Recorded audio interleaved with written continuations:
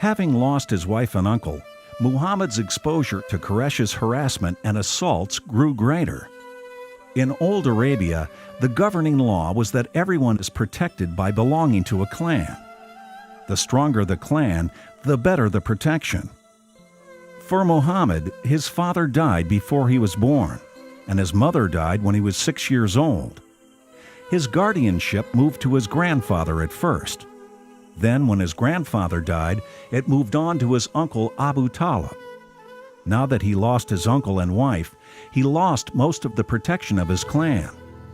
Being tired of Quraysh's assaults and rejection, Muhammad started looking for another chance for his cause outside of Mecca. The Prophet made a decision to go to Al-Taif, 150 kilometers south of Mecca, in the hope of finding a stronger collaboration from its people. It must have been horribly painful for Muhammad to have made such a decision. He knew that if he left the city, his life would be endangered by the lawless Arabia, and that if he had to return to Mecca, he would have to find a new clan to protect him, which might not be possible. In Al-Taif, the Prophet was utterly turned down by the city's 3 leaders.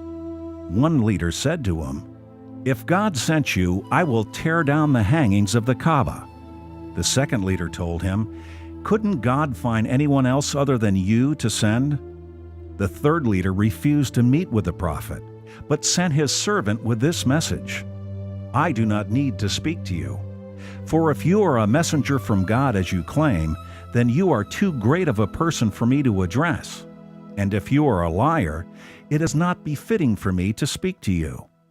Knowing the consequences if he returned to Mecca, Muhammad appealed to them to conceal the news of rejection from Quraysh or to allow him to stay among them.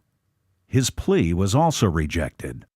Instead of the expected kindness, they turned loose their children to follow him and threw stones at him until his head was severely cut. He bled until the blood came out of his shoes. Just outside of town in a vineyard, the Prophet and his servant rested and prayed these words, "O my God, unto you I complain of my weakness, of my helplessness, and of my lowliness before men. O most merciful of the merciful, you are Lord of the weak, and you are my Lord. Into whose hands will you entrust me? Unto some far-off stranger who will ill-treat me? Or unto a foe whom you have empowered against me? I care not if your wrath is not on me." Upon this supplication, the Angel of Mountains came to the service of Prophet Muhammad, asking his permission to close the mountains on the people of Taif. But despite his deepest wounds of rejection, Muhammad replied, "No, God may bring from their offspring people who may testify to the oneness of God and worship Him." The Prophet was magnanimous.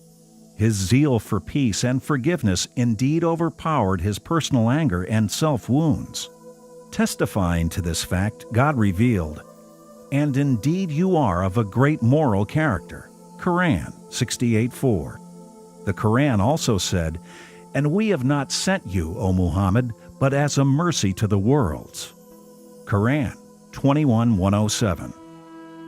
Now, Muhammad had no other choice but bear the pain of rejection and humiliation and return to Mecca. The next task for him was to find protection in Mecca. He sent his servant Zayd with the names of several tribal leaders in the hope that one of them would accept the request. Only one, Al-Muti ibn Adi, who was an idolater, accepted the protection of the Prophet. For the next 3 years, Muhammad was under the protection of a disbeliever. As expected from the Prophet, who was sent to teach wisdom and rationality, he had to deal with the new circumstance differently. Now he would no longer speak low of their idols, nor would he introduce himself to Quraysh in the way and frequency he used to. Instead, he channeled his efforts to the people who visit Mecca, especially during the pilgrimage season. And this flexibility in approach seemed to be fruitful. For example, he met with some people from the city of Yathrib who were favorable to his call and accepted Islam. The few converted Yathrib Muslims went back to their people and made more converts. In the next pilgrimage season, 12 of them met secretly with the prophet and made a covenant with him to act and live up to the highest of standards. He asked his companion, Musab ibn Umair, to go with them and be his ambassador in Yathrib. In Yathrib, the prophet's ambassador and the 12 Yathrib Muslims were successful in introducing Islam in the city. In the next year's pilgrimage to Mecca, 70 Yathrib Muslims met again, secretly with the prophet, and made a pact with him to live righteously and give him protection. The prophet had them select 12 representatives from amongst themselves, possibly reflecting their corresponding tribes, to report to Musab. Under this leadership, the Yathrib Muslim community soon became a significant power. Now, the scale of the relative power between the Quraysh tribe and the Muslims had begun to shift in favor of the Muslims. 11 years after the first revelation, the miraculous journey of the prophet to Jerusalem and his ascension to the seven heavens took place. In this remarkable journey, Muhammad met with his brother prophets, Abraham, Moses, Jesus, and all other prophets sent by God, and he led them in a prayer in Jerusalem. From Jerusalem, he ascended to the seven heavens, again meeting with the prophets. It was here he received the Muslim duties of the 5 daily prayers. Muhammad's meetings with all the prophets demonstrates the close ties and common grounds between Islam, Christianity, and Judaism, as well as other revealed religions. Since the conditions for the Muslims in Yathrib was far better than that of Mecca, most Meccan Muslims migrated to Yathrib to escape rejection and execution. They left behind their loved ones and belongings. Late in the 12th year, from the first revelation, the prophet himself received inspiration to migrate to Yathrib. He instructed his close friend, Abu Bakr, to prepare 2 camels, food and supplies, and set them on standby for the journey. The prophet also hired a travel guide for his convoy. Observing the Muslims' migration and success in Yathrib, Quraysh leaders were getting nervous and furious. Out of other options, they resorted to use more violence and plotted to kill Muhammad without the fear of reprisal from his clan, the Banu Hashim. The plot to kill Muhammad was to be carried out by a representative from each of Quraysh's clans, with each plunging his sword into him. In this way, the Prophet's clan would not be able to fight all of the clans of the Quraysh combined. The Prophet was informed by Allah of Quraysh's plan and gave Muhammad the permission to migrate to Yathrib. The Prophet told his close friend Abu Bakr, who was all too happy to accompany the Prophet in his journey. On the night of the journey, the Prophet instructed Asma, Abu Bakr's daughter, along with her brother Abdullah, to deliver food and the news of Quraysh's plan to his hideout at Cave Thawr.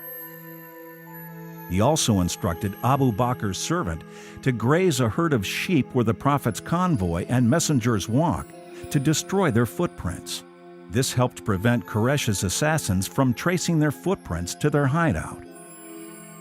On the night the murderers surrounded the Prophet's house, Ali ibn Abi Talib, the Prophet's cousin, offered to wrap himself in the Prophet's cloak and lay in his bed, knowing that Quraysh will not harm him. The Prophet made his escape from Mecca along with Abu Bakr. To mislead the Meccans who believed he would head north to join the rest of the Muslims in Yathrib, Muhammad and Abu Bakr headed south instead, to their hideout, the Cave Thawr. When the murderers entered Muhammad's house to kill him, they were disappointed to find out that it was Muhammad's cousin who was in the bed. The leaders of Mecca called for a wide search for Muhammad and offered 100 camels as a reward to the one who apprehended him. This lucrative reward attracted many people to search for Muhammad. Because of his well-devised plan, no one was able to find him. The Prophet and his friends stayed in the cave for 3 days.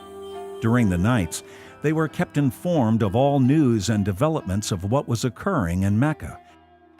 After 3 days, the Prophet, Abu Bakr, and their guide took the Red Sea route to Yathrib to ensure their escape.